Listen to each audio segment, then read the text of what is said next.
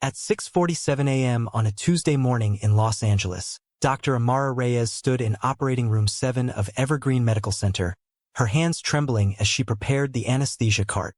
The patient on the table was Dr. Lysander Chun, Chief of Cardiothoracic Surgery, the man who had controlled every aspect of her life for the past 10 years. His eyes found hers as she approached with the syringe of propofol, and in that moment of terrible clarity, she realized she held the power to end it all. One miscalculation, one extra dose, and she would finally be free. But freedom, she had learned long ago, was a luxury she could not afford. What happened in that operating room would expose a decade of lies, financial manipulation, and psychological torture that began on a bright September morning in 2014 when a 28-year-old immigrant from Manila walked through the doors of one of Los Angeles's most prestigious hospitals, desperate to escape crushing debt and save her dying mother.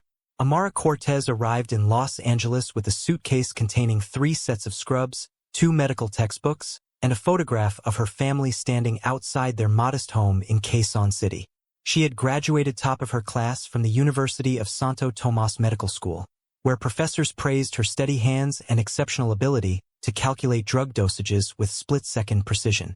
But brilliance meant nothing when you owed $180,000 in medical school loans, and your mother needed $3,400 per month for insulin and dialysis treatments that Philippine public hospitals couldn't provide. Her father's printing business had collapsed during the 2012 economic downturn, leaving the family with debts totaling 3.2 million pesos. At night, while her classmates celebrated their residency matches, Amara sat on her bedroom floor calculating how long it would take to save her family. The answer was devastating. Working a standard anesthesiology fellowship in Manila, paying minimum payments on her loans while supporting her parents and 2 younger siblings, she would be 47 years old before she could afford to open the free clinic she had dreamed about since childhood. The J-1 visa to Evergreen Medical Center changed everything. American fellowship programs paid $58,000 annually, nearly 4 times what she could earn in Manila. After taxes and rent on a cramped studio apartment in Koreatown for $1,850 per month, she could send home $2,400 every 30 days. It wasn't enough to eliminate the debt, but it was enough to keep her mother alive. She stepped off the plane at LAX on September 10, 2014, carrying hopes that felt heavier than her luggage. 5 days later, she walked into Evergreen Medical Center for her first day, wearing scrubs borrowed from a fellow resident, because she hadn't been able to afford the hospital's uniform package yet. The fabric hung loose on her small frame as she navigated hallways that smelled of antiseptic and ambition, looking for the anesthesiology department orientation room. She never made it to orientation. At 7:23 a.m., while cutting through the cardiac wing to avoid being late, she collided with a tall man in surgical scrubs who was reviewing patient charts while walking. The coffee in her borrowed thermos splashed across his shoes, expensive Italian leather that probably cost more than her entire month's rent. She looked up, mortified, already calculating whether she would be fired before her first shift even began. The man looked down at his ruined shoes, then at her face and smiled. Dr. Lysander Chen was 42 years old that morning, standing at the peak of a career that had been carefully constructed since his acceptance to UCLA Medical School 18 years earlier. He had published 62 peer-reviewed papers, performed over 2,000 successful cardiac surgeries, and earned $847,000 annually not counting speaking fees and consulting work. He drove a midnight blue Porsche 911 Carrera, collected vintage surgical instruments worth $230,000, and lived in a 6,800-square-foot mansion in Pacific Palisades with his wife Victoria, the CFO of Ashford Medical Holdings, which owned 51% of Evergreen Medical Center shares. To anyone observing that first encounter, it looked like a chance meeting between a clumsy fellow and a gracious attending physician who laughed off the coffee incident and welcomed her to the department. But Lysander had noticed Amara 3 days earlier during new fellow orientations when she correctly identified a rare arrhythmia pattern in a sample EKG that most residents missed. He had specifically walked through the cardiac wing that morning at 7:23 a.m. because he knew from reviewing the fellowship schedules that she would be cutting through to reach orientation. The coffee incident was an accident. His response was calculated. He told her not to worry about the shoes, asked about her background, listened with practiced attention as she nervously explained her training in Manila, and then said the words that would seal her fate. You're too talented to get lost in the standard fellowship rotation. Let me introduce you to the right people. Family helps family here. Amara didn't know that Lysander's father had died of a massive heart attack at age 48 when Lysander was 16, leaving him with a pathological fear of dying young and an obsessive need to control everything around him. She didn't know that his marriage to Victoria had become a business arrangement years ago, two ambitious people sharing a house and a portfolio but not a bed. She didn't know that he had been watching her resume move through the fellowship application system for 3 months, intrigued by her combination of exceptional medical skills and desperate financial circumstances. She only knew that this important surgeon was offering to help her, and she desperately needed help. By the end of her first week, Lysander had requested her specifically for a complex valve replacement surgery, telling the surgical coordinator that her steady hands were exactly what he needed for the 11-hour procedure. The surgery succeeded against difficult odds, saving a 67-year-old grandmother who had been told by 3 other hospitals that she was inoperable. Lysander celebrated by taking the entire surgical team to dinner at an upscale steakhouse where he picked up the $890 check without glancing at the total. Amara sat at the far end of the table, overwhelmed by the wine that cost more per glass than she spent on groceries in a week, listening to her colleagues discuss vacation homes and private schools, while she mentally calculated her next money transfer to Manila. She excused herself early, claiming exhaustion, and took 2 buses back to her Koreatown apartment where she ate ramen noodles and video called her mother, who was feeling well enough that evening to smile and ask about America. Amara didn't mention that she was so lonely she sometimes cried herself to sleep, or that she worked 16-hour shifts because her empty apartment felt like a tomb, or that the other fellows had stopped inviting her to social events because she always said no, unable to afford the dinners and drinks that seemed casual to them but catastrophic to her budget. When her mother was rushed to the ICU 3 months later with a massive infection requiring emergency treatment, Amara stood in the hospital supply closet at 2 a.m., trying to muffle her sobs as she looked at the text message from her brother. Need $8,400 for ICU. They won't treat her without deposit.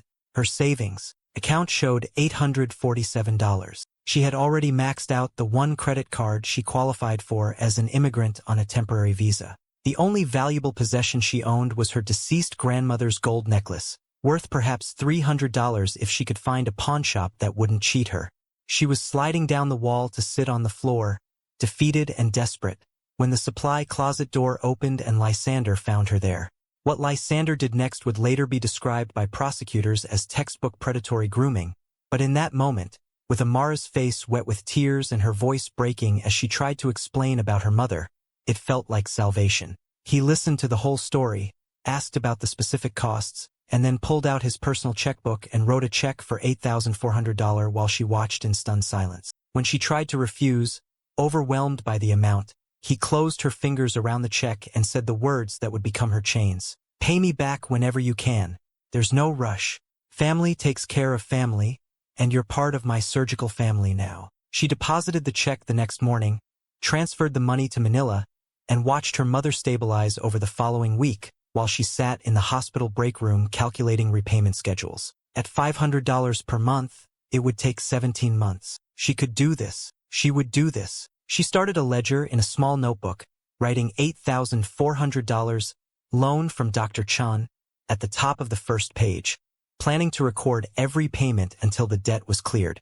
But the debt never decreased. Instead, it grew. 3 months after the first loan, her father's printing business faced legal action over accumulated debts, threatening bankruptcy that would destroy what remained of the family's reputation in their close-knit Manila community. The amount needed, $12,500. Amara spent 2 weeks looking for alternative solutions, approaching loan companies that quoted interest rates of 24% for foreign nationals with no collateral, before Lysander noticed her distraction during a routine surgery. When he asked what was wrong, she initially deflected, but he pressed gently, kindly, and eventually she told him. Another check, another debt, another entry in her ledger, which now showed $20,900 in red ink. For months later, her younger brother received acceptance to engineering school, but couldn't afford the tuition. 6 months after that, her mother's diabetes required a new treatment protocol. Each crisis brought another loan, another check, another layer of obligation. By the end of her first year at Evergreen Medical Center, Amara owed Lysander Chan $42,700, and she had begun to notice that the rotation requests she submitted were being mysteriously denied. The systematic isolation began so gradually that Amara didn't recognize it was happening until escape became impossible. While other fellows rotated through different surgical departments, learning various techniques and building diverse professional networks, Amara remained assigned exclusively to Lysander's cardiac surgeries. When she questioned the scheduling coordinator, she was told that Dr. Chun had specifically requested her continued assignment because of her exceptional performance, and that refusing would be seen as ungrateful and unprofessional. The other fellows began to whisper about favoritism, their initial friendliness cooling into resentment. Lysander noticed the shift and used it expertly, telling Amara during their post-surgical debriefs that the other residents were jealous of her talent, that they would try to undermine her, that she needed to focus on her work rather than department politics. He suggested she skip the social gatherings and happy hours, framing it as protecting her reputation. She trusted him. After all, he had saved her mother's life with his money, had given her opportunities she never would have received otherwise. When he recommended that she avoid close friendships with other staff members who might be threatened by her rapid advancement, she listened. The apartment situation unfolded with similar calculated precision. When Amara's original lease in Koreatown expired in December of her first year, the landlord announced a rent increase to $2,400 per month that she absolutely could not afford while maintaining the family payments to Manila. She began searching for cheaper options, looking at places in neighborhoods farther from the hospital that would require longer commute times. When Lysander mentioned during a break between surgeries that a colleague owned a building in Culver City with a vacancy. The apartment was substantially nicer than her Koreatown studio, a 2-bedroom unit with updated appliances and a balcony overlooking a courtyard, and the rent was inexplicably listed at only $1,400 per month when comparable units in the building advertised for $2,900. The building manager explained that the owner occasionally offered discounted rates to medical professionals as a community service. Amara, desperate and grateful, signed the lease immediately. She didn't know that Lysander owned the building through a shell company called Meridian Holdings LLC, or that he personally paid the $1,500 monthly difference between her subsidized rent and the market rate. She only knew that her housing costs had decreased, allowing her to increase the payments to Manila. The car incident completed her financial entanglement. Amara's 2002 Honda Civic, purchased used when she first arrived in Los Angeles, suffered a catastrophic transmission failure in March of her second year that would cost $3,400 to repair, nearly the exact amount of her monthly take-home pay. She couldn't afford the repair, couldn't afford to miss work without a vehicle, and couldn't afford to purchase even a modest used car while maintaining the loan repayments to Lysander and the family support to Manila. She was researching public transportation routes that would require leaving her apartment at 4:30 a.m. to make morning surgical rounds when Lysander appeared in the parking garage where she was standing beside her broken vehicle, looking defeated. He listened to her explanation, thought for a moment, and then offered a solution that seemed too generous to accept but too necessary to refuse. He was upgrading his own vehicle, he explained, and his old car was just sitting in his garage.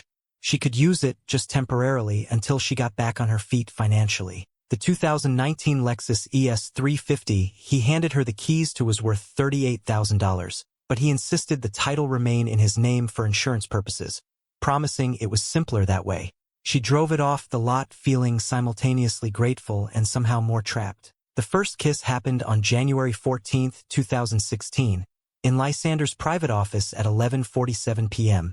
after a particularly difficult surgery where they had lost a patient on the table despite everything they tried. Amara had brought him coffee, a habit she had developed over the previous months because she knew he took his coffee black with no sugar, and she felt obligated to show appreciation for everything he had done for her family. He was reviewing the deceased patient's charts, trying to determine what they could have done differently, his face drawn with genuine grief over the loss. She had placed her hand on his shoulder, meaning only to offer comfort, and he had turned to look at her with an expression that contained such raw loneliness that her professional boundaries dissolved. The kiss started gently, almost questioningly, and she froze for 3 seconds that felt like hours before she responded, her exhausted mind unable to process whether this was something she wanted or something she owed.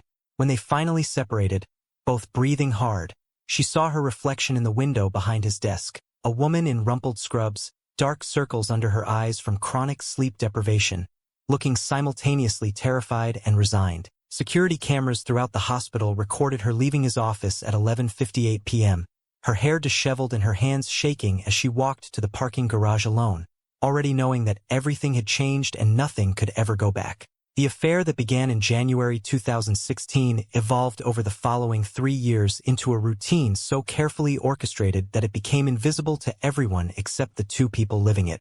Tuesday and Thursday nights, after Victoria's standing board meetings that ran from 7 p.m. until 9:30 p.m., Lysander would text Amara from a burner phone he had purchased under a false name at an electronics store in Santa Monica. Need to review charts. She would wait in her apartment, watching the clock, knowing he would arrive at 10:15 p.m. and leave by midnight, the precise window when building security changed shifts and the cameras in the hallway experienced their scheduled maintenance blackout that Lysander had personally arranged with the building manager. The physical relationship was only one component of a much larger system of control that Lysander constructed with the methodical precision he applied to triple bypass surgery. In June 2016, he told Amara he was concerned about her safety living alone in a city where she had no family, no close friends, no support system if something terrible happened. He offered to install a security system in her apartment at no cost, presenting it as yet another kindness from a mentor who cared about her well-being. The system he installed included 4 cameras, one in the living room position to capture the entrance and main living space, one in the kitchen angled toward the small dining area, one in the bedroom that he claimed was necessary to monitor the fire escape window that faced the alley, and one covering the apartment's entrance from the hallway. He explained that the feeds connected to the hospital's central security network, the same system that protected the entire medical center, ensuring that if anything happened to her, help would arrive within minutes. What he didn't explain was that the feeds also connected directly to his personal laptop through an encrypted server, giving him 24-hour access to watch her cooking dinner, changing clothes, crying on the phone to her family, or standing on the balcony at 2 a.m. staring down at the street 12 floors below. She lived under surveillance for 3 years before a casual comment from a maintenance worker in March 2019 made her realize that the cameras weren't connected to any hospital security system at all. By then, Lysander had accumulated thousands of hours of footage documenting her most private moments, insurance against the possibility that she might someday try to leave or expose their relationship. The phone monitoring began in October 2016, when the hospital administration announced that all medical staff would receive new devices to ensure HIPAA compliance with patient data regulations. The phones were top-of-the-line iPhones that looked identical to consumer models but came preloaded with hospital software that supposedly protected sensitive medical information from unauthorized access. What Amara didn't know was that her specific device contained additional monitoring software that allowed Lysander to read her text messages, track her GPS location, access her photos, and review her call history in real time. When she texted a fellow resident in February 2017 saying she felt overwhelmed and trapped at work, Lysander knew within 7 minutes and appeared at her apartment that evening with flowers and reassurances, somehow intuiting exactly what she needed to hear before she had told anyone else. She thought he was remarkably perceptive and emotionally intelligent. The reality was far more sinister. He was reading her private communications and using that information to manipulate her emotional state, appearing at precisely the moments when she felt most vulnerable to offer comfort that kept her dependent on him. Amara's first serious attempt to escape came in March 2017, 14 months into the sexual relationship, when she applied for an anesthesiology position at a hospital in San Francisco that offered $180,000 annually, substantially more than her current fellowship salary of $145,000. The position would put 400 miles between her and Lysander, enough distance to finally think clearly about what her life had become. She submitted the application on a Monday evening, received a call for an interview on Wednesday, and scheduled the meeting for April 3rd without telling Lysander anything about it. But on April 1st, 2 days before the interview, he asked her to meet him in his office at 10:30 p.m. for what he described as an important conversation about her future. When she arrived, she found him sitting behind his desk with a manila folder containing printed emails, bank statements, and a legal document she had never seen before. The folder held complete documentation of every loan he had given her over the previous 2.5 years, the original $8,400 for her mother's emergency treatment, the $12,500 for her father's business debt, the $6,800 for her brother's tuition, the $15,000 for her mother's experimental diabetes treatment, and a dozen smaller amounts for various family emergencies. The total, including what he called reasonable interest calculated at 8% annually, was $67,400. The legal document was a promissory note that she didn't remember signing but that bore what appeared to be her signature, stating that the full amount would become immediately due within 30 days if she resigned from Evergreen Medical Center for any reason.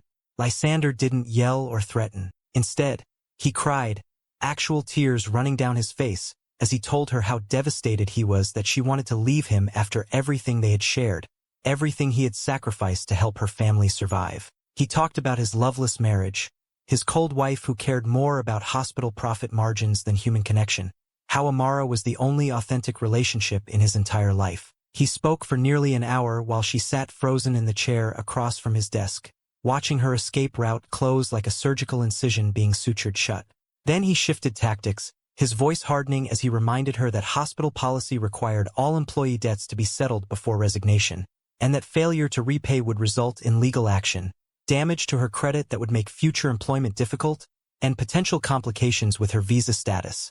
She had $1,240 in her savings account. The next morning, she called the San Francisco hospital and withdrew her application, citing personal circumstances that made relocation impossible. The dating incident 8 months later demonstrated the full extent of Lysander's surveillance capabilities and his willingness to destroy anyone who threatened his control over Amara's life. Dr. Marcus Williams was a 31-year-old emergency medicine resident, kind and funny, who had noticed Amara eating alone in the hospital cafeteria for the third time that week and gathered the courage to ask if she wanted company.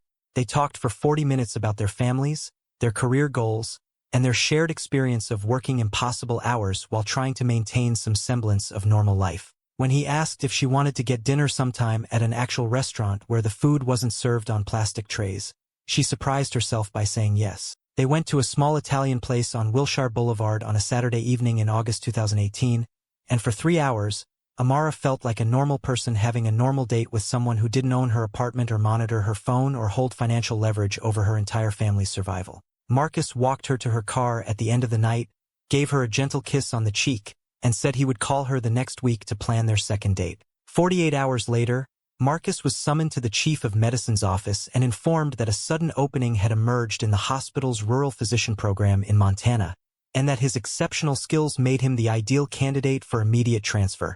When he tried to protest, explaining that he had family in Los Angeles and had never expressed interest in rural medicine, he was told that the transfer was not optional and that refusing would be noted in his permanent employment file as evidence of insufficient commitment to serving underserved communities. He called Amara that evening to explain that he was being forced to move across the country in 2 weeks, and that he was confused and hurt by the sudden derailment of his career. She knew immediately what had happened. That same evening, Lysander appeared at her apartment with takeout from her favorite Thai restaurant and explanation that he had heard about that resident who had been bothering her, and that he had taken care of the situation to protect her from making a terrible mistake. Marcus, he explained with practiced concern, had significant gambling debts and a history of unstable relationships that would have eventually hurt her. This was completely fabricated, but Amara had no way to verify the truth, and Marcus was gone before she could ask him about any of it. The breaking point should have been November 2019, when Amara finally gathered enough courage to file a formal complaint with the hospital's Human Resources Department.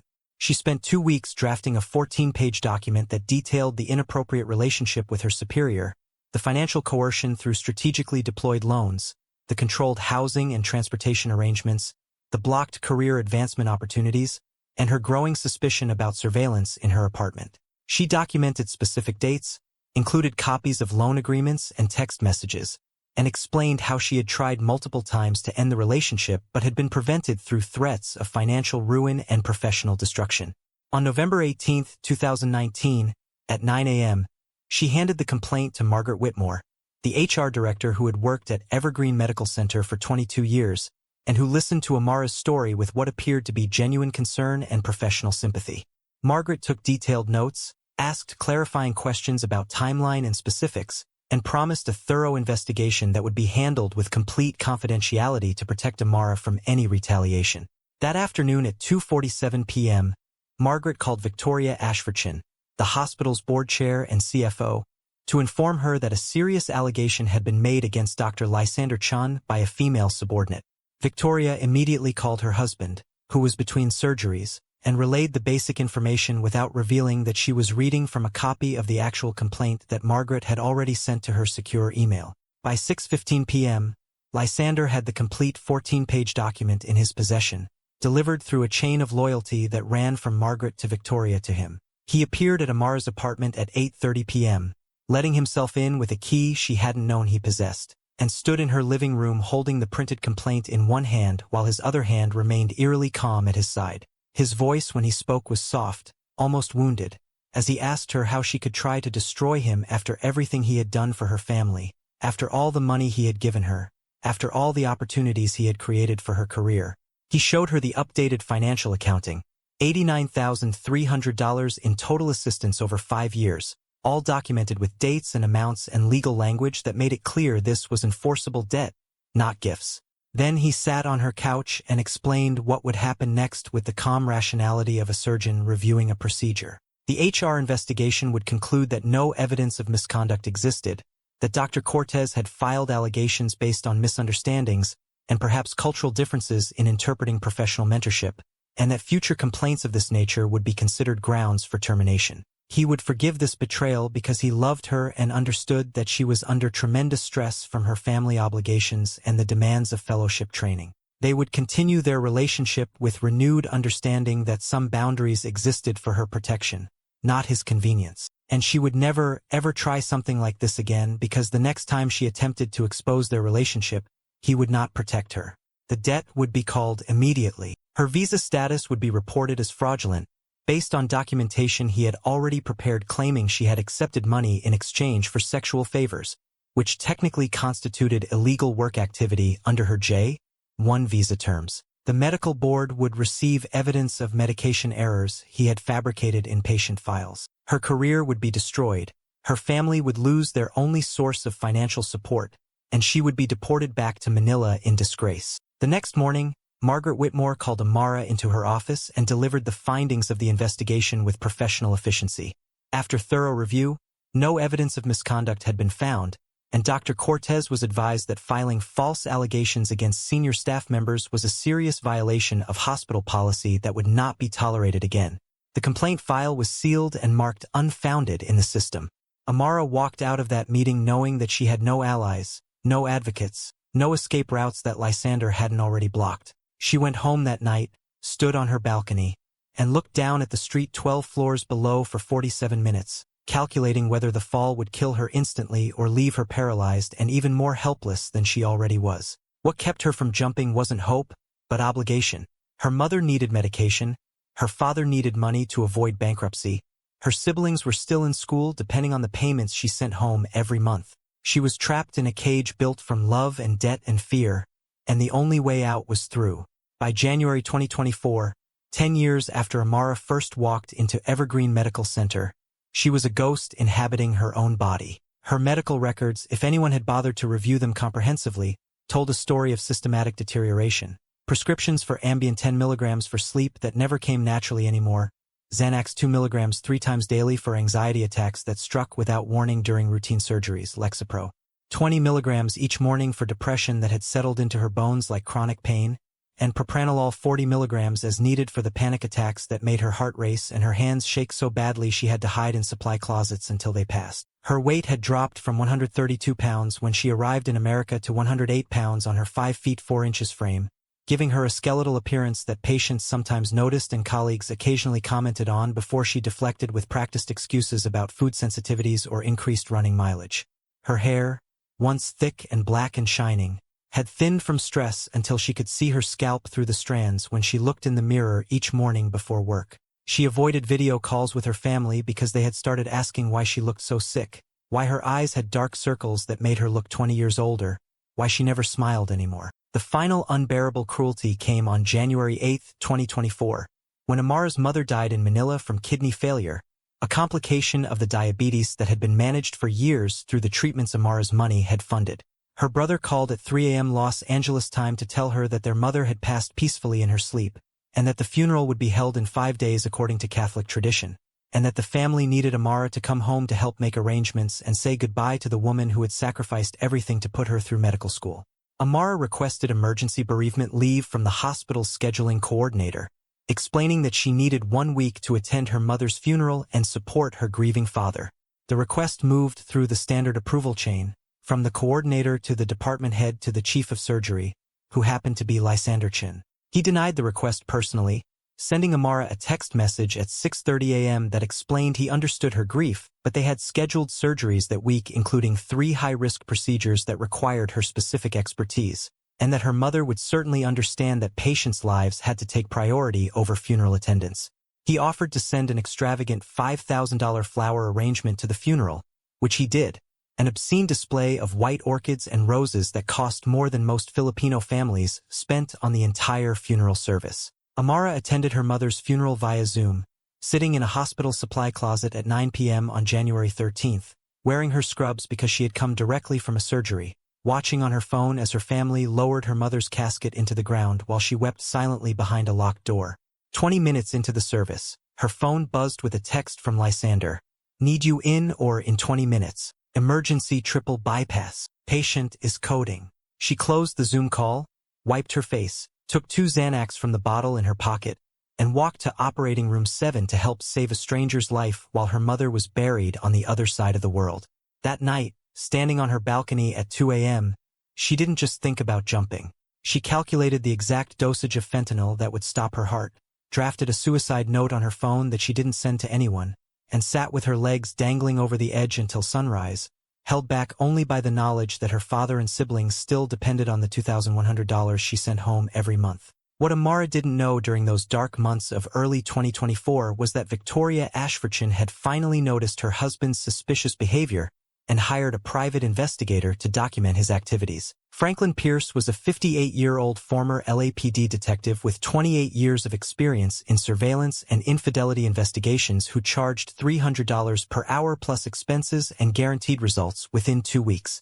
Victoria had given him a simple assignment: follow Lysander on Tuesday and Thursday evenings and document where he went, who he met, and what he did during the hours between leaving the hospital and returning home.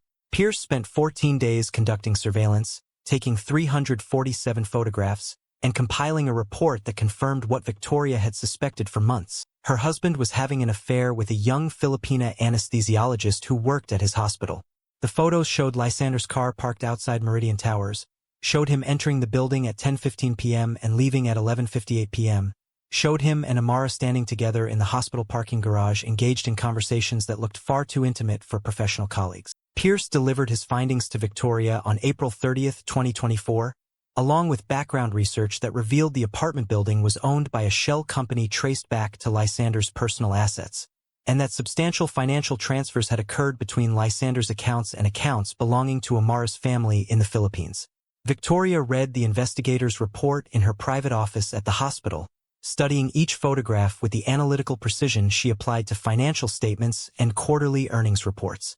She felt remarkably little emotion beyond a cold rage that her husband had been stupid enough to conduct an affair with a hospital employee, creating potential legal liability and public relations catastrophe for the institution her family had built over 3 generations. She didn't immediately confront Lysander or file for divorce or expose the relationship to the hospital board. Instead, she did what she always did when faced with complex problems. She gathered more data. Over the following 2 weeks, she used her authority as board chair to access Lysander's hospital email account, finding 14,847 messages exchanged with Amara over 10 years that documented the evolution of their relationship from professional mentorship to romantic affair.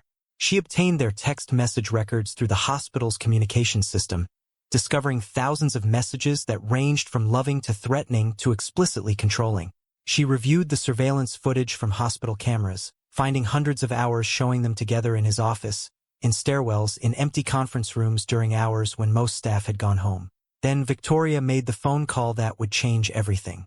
On May 14, 2024, she contacted the hospital's chief of security, Raymond Torres, a 54-year-old former Secret Service agent who had been on her family's personal payroll for 18 years and whose loyalty was absolute. She told him she needed comprehensive information about Dr. Amara Reyes. Complete employment file, performance reviews, any complaints or disciplinary actions, financial records related to hospital employment, and importantly, any security footage from the building where Amara lived, which Victoria had discovered was owned through Lysander's shell company and whose security system was managed by a contractor that Torres had recommended years ago. Torres delivered everything within 36 hours, including information that shocked even Victoria's hardened business sensibilities. Lysander had installed hidden cameras in Amara's apartment and had been monitoring her private life for years, accumulating footage that constituted serious privacy violations and potentially criminal surveillance. The employment file revealed Amara's 2019 HR complaint against Lysander, which had been closed as unfounded by Margaret Whitmore following direct intervention. From Victoria herself, who now remembered the phone call from HR about spurious allegations from an unstable foreign resident that she had dismissed without requesting details. Victoria spent the night of May 15th alone in her office, reviewing the complete evidence of her husband's 10-year affair with a woman 14 years his junior, a woman he had systematically trapped through financial manipulation and career control. She looked at photographs of Amara from 2014, bright-eyed and smiling in her hospital ID badge photo, and compared them to recent security footage showing a hollow-faced woman who looked decades older than her actual age. She read the HR complaint that detailed allegations of coercion, surveillance, and psychological abuse. She watched excerpts of the apartment surveillance footage, including one particularly disturbing clip from December 2023 showing Amara standing on her balcony at 2 a.m., looking down at the street for 47 minutes in what was clearly suicidal contemplation. Victoria understood in that moment that her husband hadn't simply had an affair. He had systematically groomed and psychologically tortured a vulnerable immigrant who had no power, no resources, no options for escape. And Victoria herself had participated in that torture by dismissing the HR complaint without investigation, by allowing Margaret Whitmore to silence Amara's attempt to seek help, by being so focused on protecting the hospital's reputation that she had failed to protect an abused employee. The moral complexity of what Victoria did next would haunt her for the rest of her life. But in that moment at 2 a.m. on May 16th, sitting in her office surrounded by evidence of her husband's crimes and her own complicity, she made a decision that felt both perfectly rational and absolutely monstrous. She could expose Lysander, divorce him, turn the evidence over to authorities and watch his career and reputation burn while the hospital suffered collateral damage from the scandal. She could confront Amara, offer support and resources to help her escape and rebuild her life, potentially turning a victim into an ally against Lysander. Or she could solve the problem permanently in a way that protected the hospital, punished Lysander through the loss of what he loved, and eliminated the walking evidence of institutional failure that Amara represented. Victoria spent 3 hours researching accidental deaths in hospital settings, reviewing building security camera coverage and maintenance schedules, studying hospital stairwell architecture and fall injury patterns. She pulled up the architectural plans for Evergreen Medical Center and noted that the ICU stairwell had 13 concrete steps between each floor, that security cameras covered the entrance and upper landing but not the lower landing where the stairs turned, and that the cameras had experienced 2 documented malfunctions in the previous year during scheduled maintenance. At 5:47 a.m., as sunrise began to light the Los Angeles skyline visible from her office window, Victoria made her final decision. She would kill Amara Reyes, not in a moment of passion, not as an act of jealous revenge, but as a calculated solution to an impossible problem. Amara's death would end the affair permanently, prevent any future exposure of Lysander's abuse and the hospital's failure to protect her, remove the living evidence of Victoria's own complicity in dismissing the HR complaint, and punish Lysander more severely than any divorce ever could by taking away the woman he claimed to love. Victoria showered in her private executive bathroom, applied her makeup with steady hands, put on a cream Chanel suit, and went home to have breakfast with her husband, who had no idea that his wife was already planning a murder. That evening, Victoria had a board meeting scheduled from 7 p.m. until 9:30 p.m., a routine quarterly review that 17 people would attend and remember. The meeting would provide her alibi. The hospital stairwell would provide the method. And Amara Reyes, exhausted and grief-stricken and working yet another late shift, would provide the opportunity. May 17, 2024, began as an ordinary Friday at Evergreen Medical Center, with morning surgical rounds starting at 6:30 a.m. and the usual rotation of trauma cases, scheduled procedures, and post-operative monitoring that defined the rhythm of a major Los Angeles teaching hospital. Amara reported for her ICU shift at 7 a.m., still wearing the exhaustion of the previous week like a second skin, her movements mechanical as she reviewed charts and checked medication levels for the 14 patients currently under intensive care. Among those patients was Dr. Lysander Chen, recovering remarkably well from the emergency triple bypass surgery performed 3 days earlier after his catastrophic heart attack during a morning run. The surgery had been successful beyond expectations, with clear graft integration and strong cardiac function returning ahead of the projected timeline. Lysander was alert, oriented, and scheduled for discharge to home care within 4 days, a recovery speed that testified both to his surgical team's excellence and his own physical resilience despite years of chronic stress and suppressed anxiety about dying young like his father.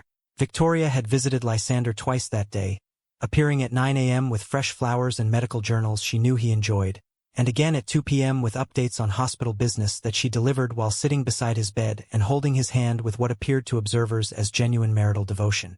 During both visits, she watched Amara moving through the ICU with professional efficiency, noting how the young anesthesiologist avoided eye contact and maintained maximum physical distance from Lysander's bed while still fulfilling her patient care obligations.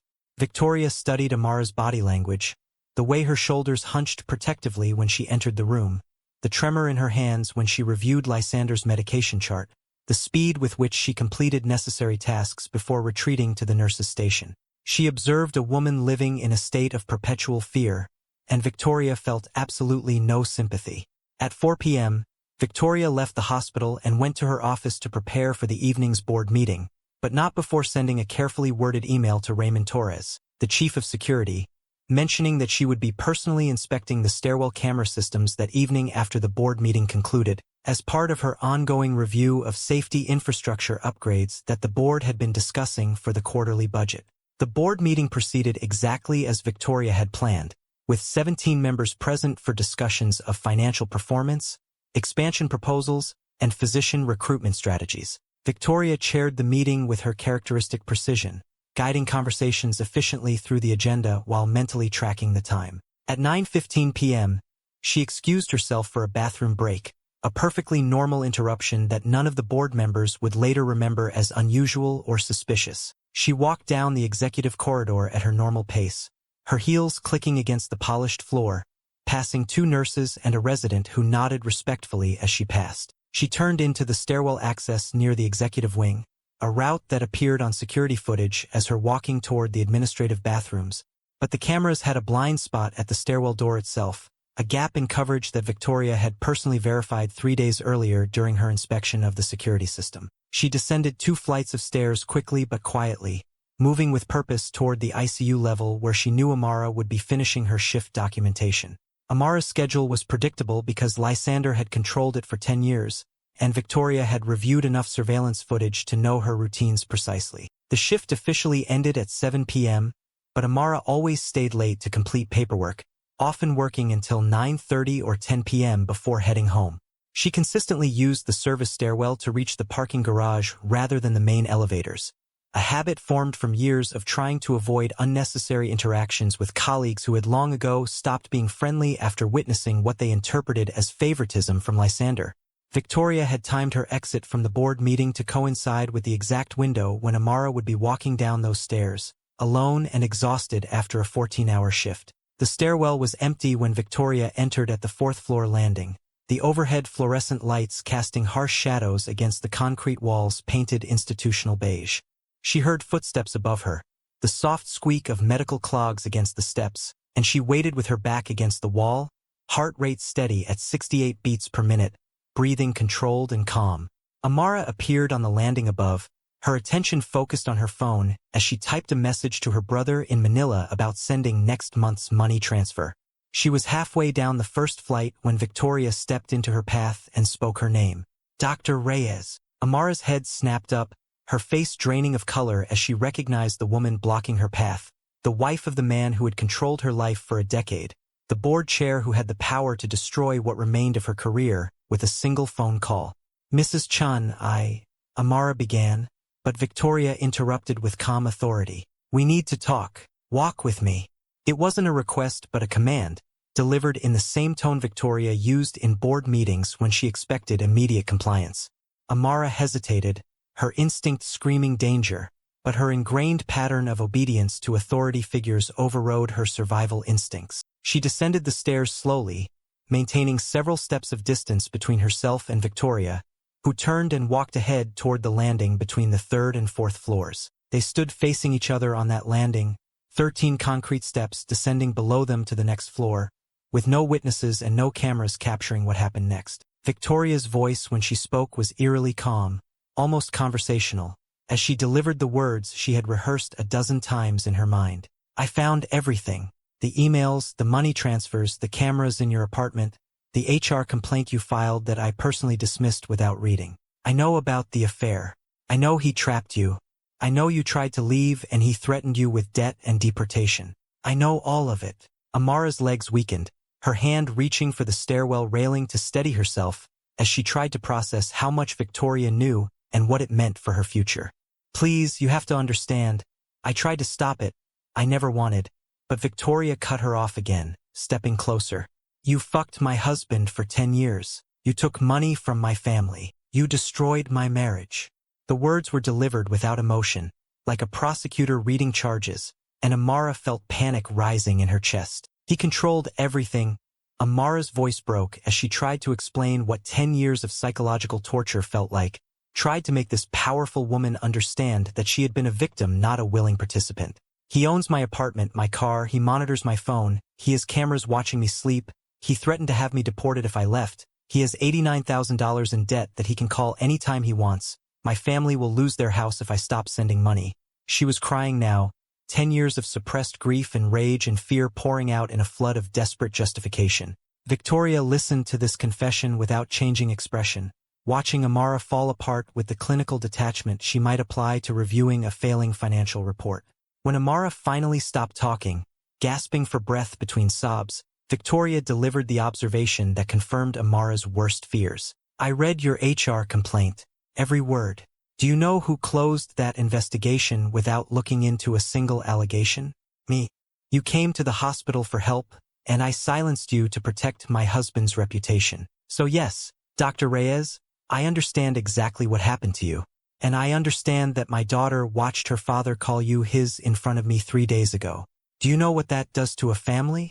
The mention of Lysander's confession during his anesthesia recovery, the moment when he had emerged from sedation and declared his love for Amara in front of his wife and colleagues, shifted something in the emotional dynamic of the conversation. Amara remembered that moment with horrifying clarity, the way Lysander's drugged mind had betrayed their secret, exposing everything she had tried so hard to hide. I'm sorry, Amara whispered, knowing the words were inadequate but having nothing else to offer. I'm so sorry for what this did to you, to your family. I never wanted any of this. I just wanted to save my mother and go home. Victoria's hand moved to Amara's shoulder, and for one brief moment, Amara thought she might have found an ally, someone who understood that they were both victims of the same man's cruelty. But then Victoria's grip tightened, painful enough to make Amara flinch, and she spoke the words that Amara would hear echoing in her mind during the final seconds of consciousness. You should have died the first time you thought about jumping off that balcony. It would have been kinder than what comes next. The push happened so fast that Amara's brain couldn't process the movement until her body was already falling backward.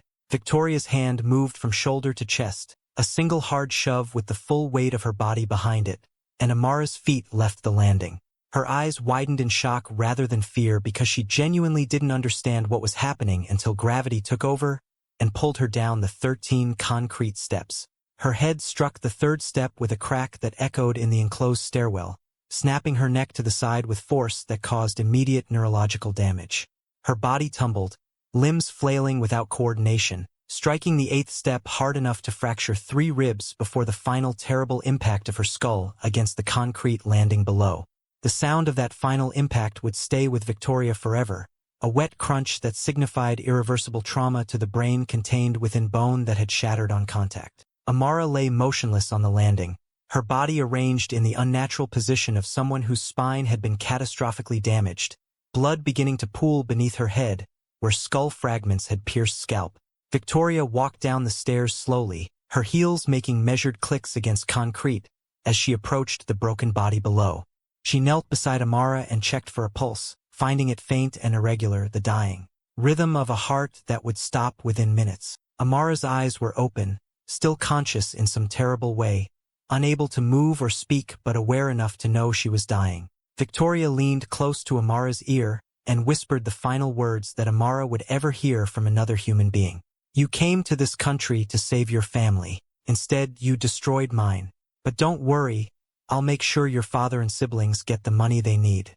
I'll pay them with my husband's money, so he can fund your death the same way he funded your life." She stood, smoothed her skirt, checked her watch to confirm the time was 9:23 p.m., and took out her phone to dial 911. Her voice when the operator answered was perfect, trembling just enough to sound shocked but controlled enough to convey necessary information clearly. "This is Victoria Ashfordson, board chair of Evergreen Medical Center. There's been an accident in the ICU stairwell.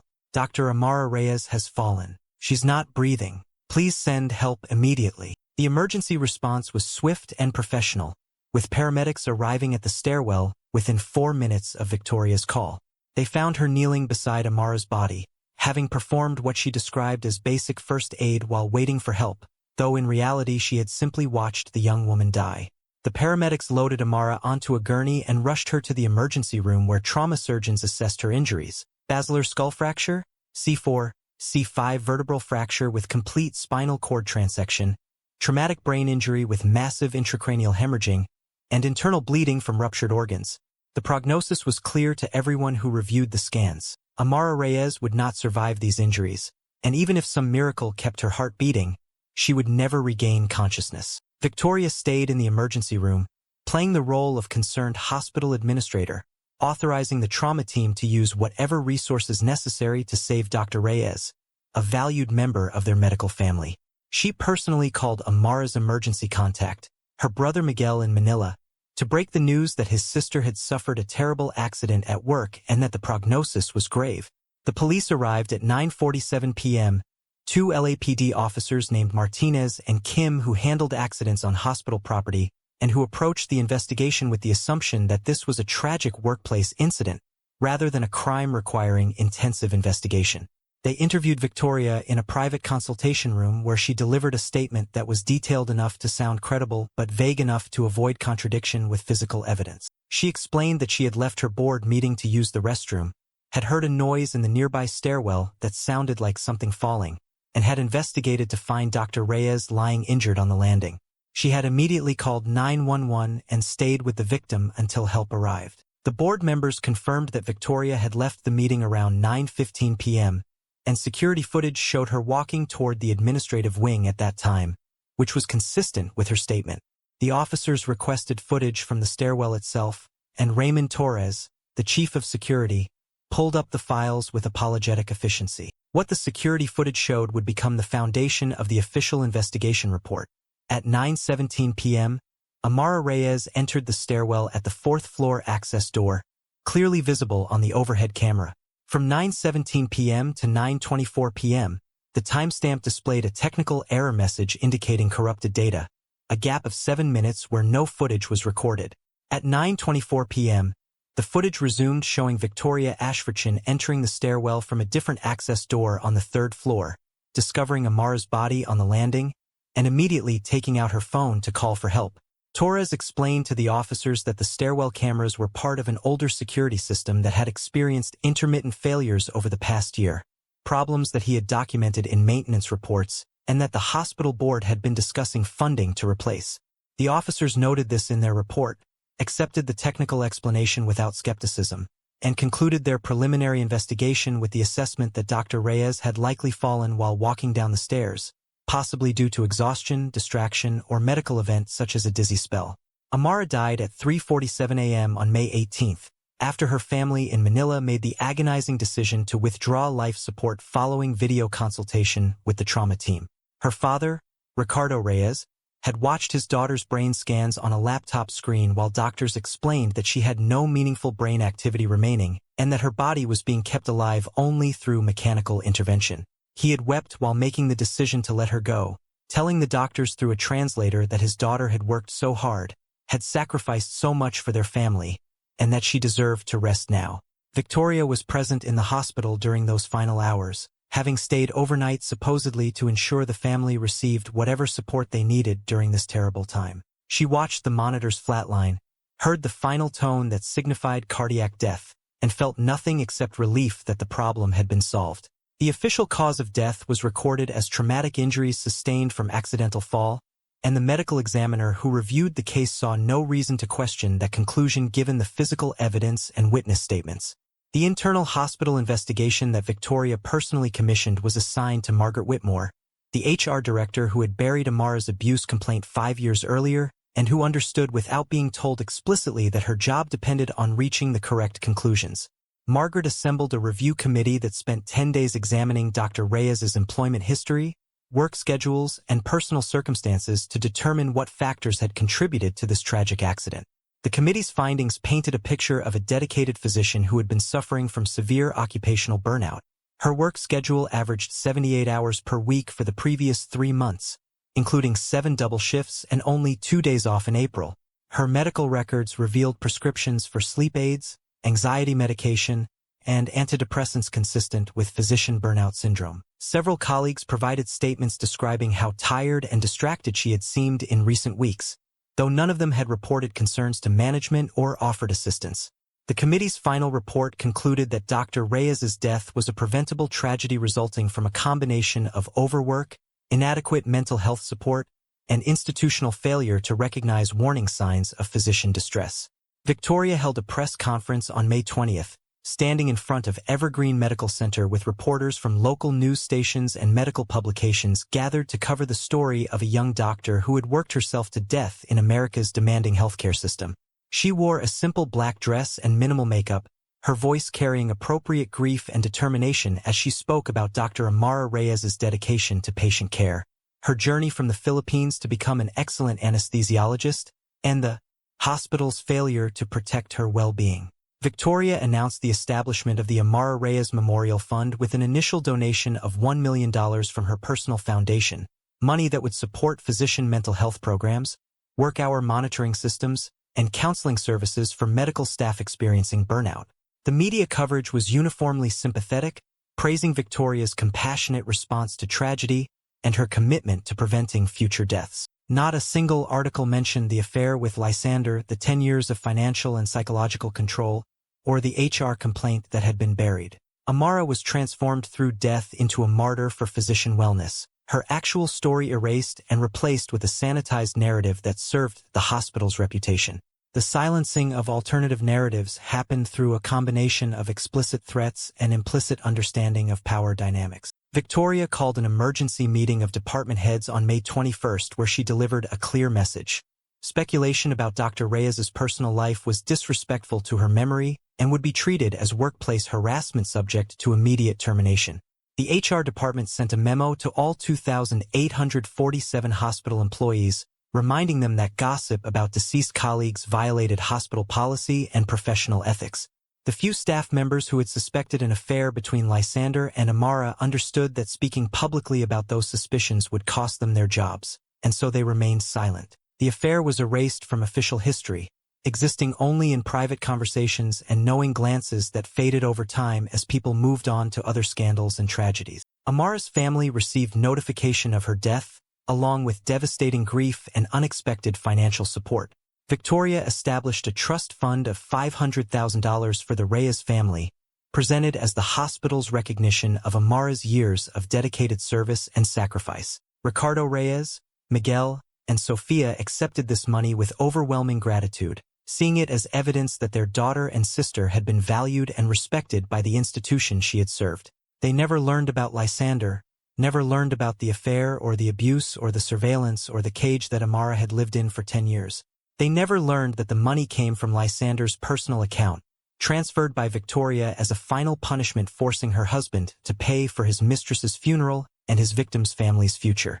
The Catholic funeral mass in Manila was attended by over 200 people from the Reyes family's community, and Victoria sent a massive floral arrangement of white orchids and roses with a card reading, "Her dedication to healing will never be forgotten." Amara's body was cremated and her ashes scattered in Manila Bay according to family tradition. The physical evidence of Victoria's crime dispersed into saltwater and wind. Lysander Chun regained full consciousness on May 18th at 2 p.m., emerging from the post-surgical sedation that had kept him mercifully unaware during the critical first hours after Amara's death. His first fully coherent words were a question about Dr. Reyes, asking the ICU nurse whether she was on duty that day because he needed to thank her for the excellent anesthesia care during his surgery. The nurse's face showed obvious discomfort as she avoided answering directly, saying instead that she would get Mrs. Chun, who had been waiting to speak with him. Victoria entered the ICU room moments later, her appearance perfectly composed despite having been awake for 36 consecutive hours managing the crisis of Amara's death. She sat beside Lysander's bed, took his hand with convincing tenderness, and delivered the news in a voice that carried just the right mixture of sadness and strength. "Darling, something terrible has happened. Dr. Reyes had an accident last night. She fell in the stairwell and was critically injured. The trauma team did everything possible, but her injuries were too severe. She passed away early this morning." The grief that overtook Lysander's face was immediate and completely unguarded, the kind of raw emotional devastation that can't be faked or controlled. Tears streamed down his face as he struggled to process that the woman he had loved, controlled, and destroyed was dead, that he would never see her again, never hear her voice, never have the chance to apologize for the cage he had built around her life. "No," he whispered, the word barely audible through his crying. "That's not possible. She was here. She did my anesthesia.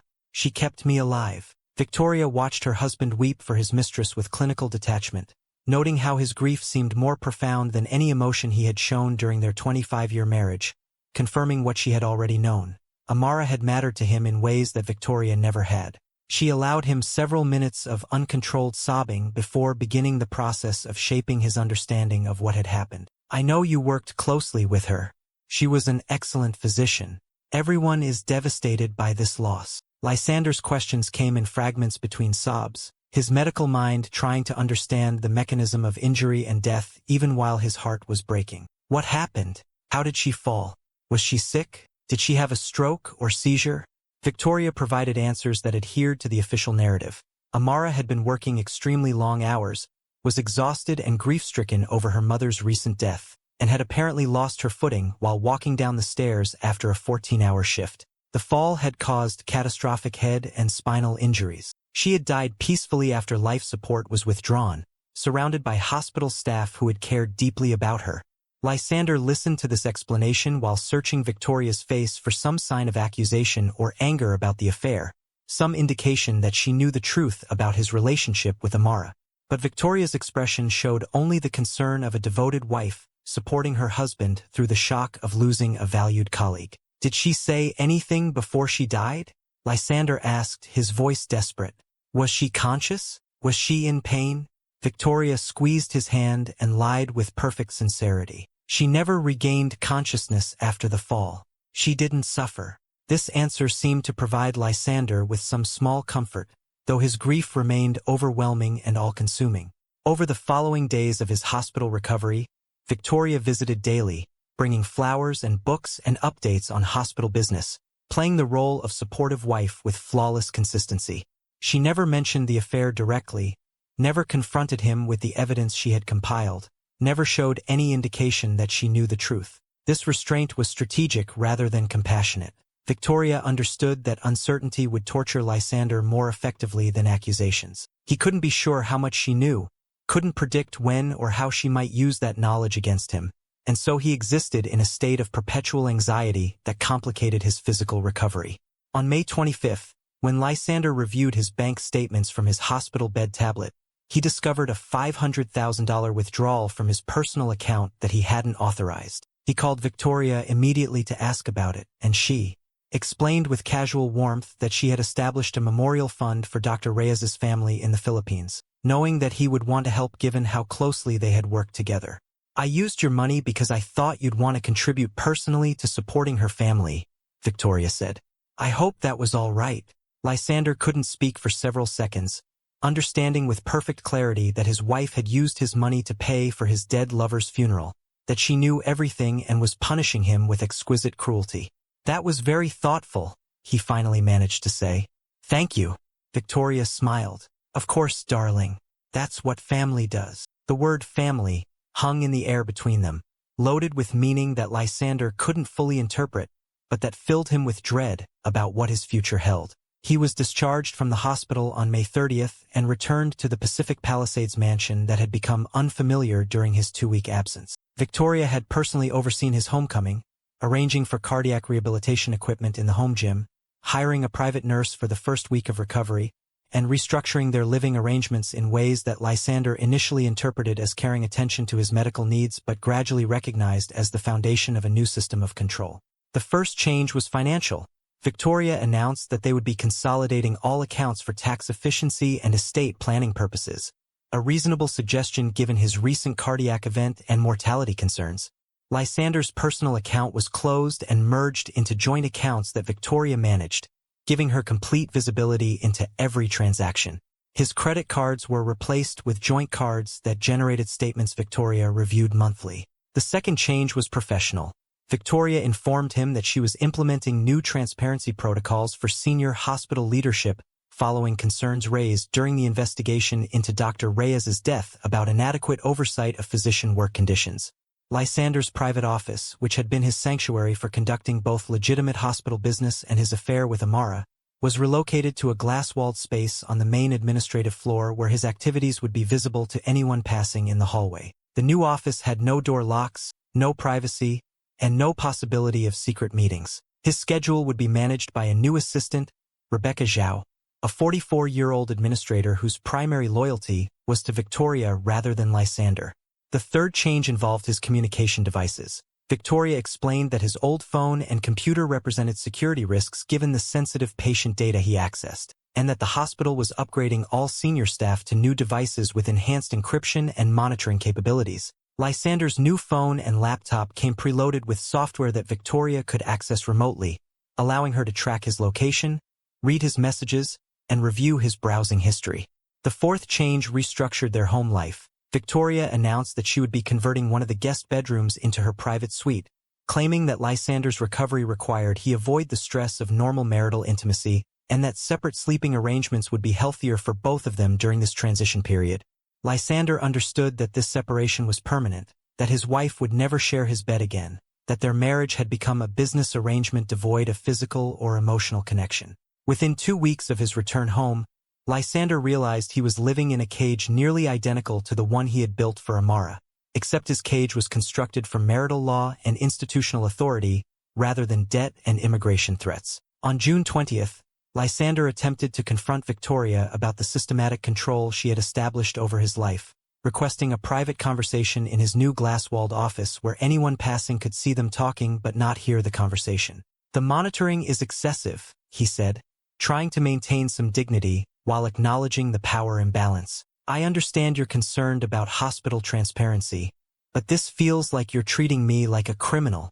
Victoria opened her briefcase with calm deliberation and removed a folder containing printed evidence. Emails between him and Amara spanning 10 years, bank transfer records showing $127,340 in payments to her and her family, security footage from the apartment he had monitored, text messages documenting his threats and manipulation, and most damaging of all, Amara's 2019 HR complaint that detailed systematic abuse and coercion.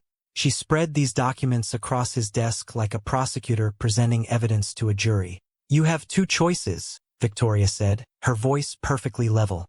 "Option 1, we stay married. You accept my monitoring and control. You rebuild your career under my supervision. You never mention Amara's name again. Option 2, I release everything to the medical board, the media, and potentially law enforcement. You lose your license, your reputation, your assets, and possibly your freedom. Choose." Lysander stared at the evidence of his crimes, understanding that his wife had compiled a case that would destroy him if made public, that she had the power to end his career and possibly put him in prison for what he had done to Amara. "You can't blackmail your own husband," he said weakly, knowing even as he spoke that she absolutely could and was. "I can do whatever is necessary to protect this hospital and this family from the consequences of your depravity," Victoria responded.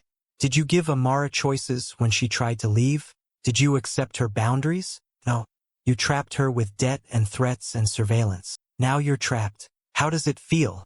The question hung between them, rhetorical but devastating, and Lysander had no answer that wouldn't confirm his guilt. He agreed to Victoria's terms because he had no alternative, signing a postnuptial agreement that gave her complete control over all marital assets and the right to divorce him with full forfeiture of property if he violated any provision of their arrangement. His life became a performance of normalcy. He returned to surgical practice in December 2024 after completing cardiac rehabilitation. His skills still excellent, but his every decision now reviewed by a surgical oversight committee that Victoria had established. He attended charity galas and medical conferences with Victoria always present, the two of them photographed as a devoted couple who had grown stronger through his health crisis. The private reality of their marriage was a daily torture that Lysander endured because the alternative was complete destruction. He ate dinner with Victoria each evening in silence, her presence across the table a constant reminder of his crimes and her knowledge of them. He worked in his glass office where colleagues could watch him at all times, eliminating any possibility of privacy or inappropriate relationships. He came home each night to a mansion that felt like a mausoleum, sleeping alone in a bedroom that overlooked the same ocean where Amara's ashes had been scattered thousands of miles away in Manila Bay. He dreamed about Amara every night, sometimes remembering her as she had been when they first met, bright and hopeful and trusting, sometimes seeing her as she had become after 10 years of his control, hollow and broken and suicidal. He would wake from these dreams crying, and Victoria would hear him through the walls of her separate bedroom and smile in the darkness, knowing that psychological torment was more effective than any legal punishment.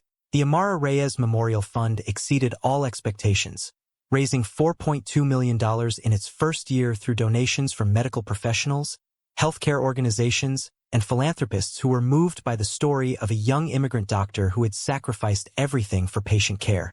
Victoria used the fund to establish comprehensive physician wellness programs at Evergreen Medical Center, including mandatory work-hour monitoring, free mental health counseling, quarterly burnout screenings, and a 24-hour crisis hotline for struggling medical staff.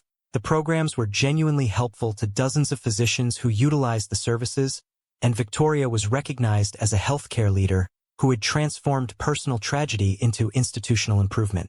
She received awards and speaking invitations, appeared in medical journals discussing physician wellness, and was named Healthcare Philanthropist of the Year by a national organization.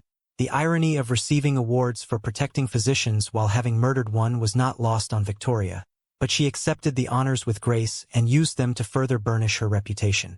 The physical memorial to Amara was dedicated on September 15, 2024, in the hospital's main courtyard where staff and visitors could see it daily. The memorial featured a bronze plaque mounted on polished granite reading, Dr. Amara Reyes, 1986 to 2024 she gave everything, surrounded by a garden of white roses that bloomed throughout the year and a bench where people could sit and reflect. The dedication ceremony was attended by over 400 people including hospital staff, board members, local media, and members of the Filipino medical community who wanted to honor one of their own. Victoria delivered a speech that emphasized Amara's dedication, sacrifice, and the lessons her death should teach about institutional responsibility for physician well-being.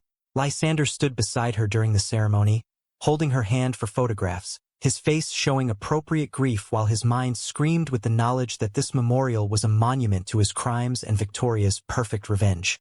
After the ceremony, when everyone had left and the courtyard was empty, Victoria stood alone at the memorial and placed fresh white roses in the garden, a ritual she would repeat monthly for years to come, paying for the flowers from Lysander's account as a reminder that he was funding the commemoration of the woman he had destroyed. 1 year after his heart attack on May 15, 2025, Lysander sat alone on the memorial bench at 7 p.m., a Tuesday evening when he knew Victoria would be in board meetings and couldn't monitor his location. He came to the memorial every Tuesday, the day of the week when Amara had died, sitting for an hour in silence and trying to understand how his life had led to this outcome. He thought about the young woman he had met 11 years ago, how he had convinced himself that he was helping her when in reality he was grooming her for abuse. He thought about the cage he had built from debt and surveillance and threats, telling himself it was love when it was actually possession. He thought about the 10 years he had stolen from her life and the guilt he would carry until his own death. Victoria appeared on the pathway leading to the memorial, watching him from a distance before approaching. He didn't turn around as she drew closer, somehow sensing her presence without needing to see her. "I know you come here," she said, sitting beside him on the bench. "I see the security logs showing your location every Tuesday evening. They sat in silence for several minutes before Lysander spoke. Did you know about us before the surgery?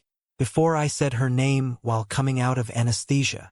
Victoria considered lying but decided truth would be more painful. I suspected for months. I had proof for 2 weeks before your heart attack. I was planning how to handle it when you had your cardiac event. Lysander absorbed this information, understanding that Victoria had known everything about his relationship with Amara before it was exposed publicly, had been gathering evidence and planning her response while he remained oblivious. I loved her, he said, the words sounding hollow even to himself. You destroyed her, Victoria responded without emotion. There's a difference between love and possession. You never learned it. The accuracy of this observation cut deeply because Lysander had spent the past year in therapy trying to understand why he had treated Amara the way he had, why he had needed such complete control, why her attempts to leave had felt like personal attacks that justified escalating abuse. Do you ever wonder how she fell? Lysander asked the question that had haunted him for a year, the question he had been afraid to speak aloud until this moment. What are you asking? Victoria's voice remained calm, giving nothing away. The cameras malfunctioned at the exact time she fell. The investigation concluded it was exhaustion and bad luck. But the timing seems. He trailed off, unable to articulate his suspicion that Amara's death might not have been accidental. Victoria turned to look at him directly, her eyes showing no emotion. Are you accusing me of something? Lysander met her gaze and saw in her face the answer to his unspoken question. A cold certainty that his wife was capable of murder, and that Amara's death might have been the price of his crimes. But he also understood that he could never prove it, never pursue it, never speak about it without destroying himself. No, he finally said. I'm thanking you. Victoria hadn't expected this response, and for the first time in their conversation, she showed genuine surprise. Thanking me for what? Lysander looked back at the memorial plaque, at Amara's name engraved in bronze. For loving me enough to protect me even from myself. You could have exposed everything, destroyed my career, ruined me publicly. Instead you kept me, controlled me, punished me privately. That's love in its own twisted way. Victoria considered this interpretation of her actions, recognizing that Lysander had found a narrative that allowed him to live with the possibility that his wife had killed his mistress. Did you push her? He asked quietly. Does it matter? Victoria responded. Why? Lysander's voice broke. Because if you did, then you loved me more than I deserved. And if you didn't, then I killed her by being too weak to let her go when she begged me to. They sat together on that bench as the sun set over Los Angeles, two people bound by marriage and guilt and secrets that would never be spoken aloud. We both killed her, Victoria finally said. You built the cage over 10 years. I just closed the door. Lysander understood that this was the closest Victoria would ever come to admitting what she had done, an acknowledgement between spouses who had become partners in destroying a woman whose only crime was being vulnerable to a powerful man's attention. Can you live with that? He asked. Can you? Victoria responded. They looked at each other with complete honesty for perhaps the first time in their marriage, seeing each other clearly as the damaged people they had become. Victoria stood, smoothing her skirt. Go home, Lysander. Dinner is at 8. And stop coming to this memorial. It changes nothing. She walked away, leaving him alone with the monument to his victim and his crimes. Evergreen Medical Center continued its operations with increased efficiency and improved physician wellness metrics that became a model for other hospitals nationwide. The Amara Reyes Memorial Fund grew to over $5 million and helped hundreds of medical professionals access mental health support. Victoria Ashfordshire reputation as a healthcare leader flourished, bringing her speaking engagements and board positions at national organizations. Lysander Chun returned to surgical practice with excellent outcomes and published papers on cardiac care, though he worked under constant supervision that prevented any possibility of repeating his past abuses. And Amara Reyes was remembered as a dedicated physician who had sacrificed her well-being for patient care, her real story erased and replaced with a narrative that served everyone's interests except the truth. The moral complexity of this story offers no easy answers or comfortable conclusions. Lysander was a predator who used institutional power to groom and control a vulnerable immigrant, destroying her mental health through systematic abuse. But he was also a brilliant surgeon who saved thousands of lives and whose own psychological damage from childhood trauma never justified his actions but perhaps explained them.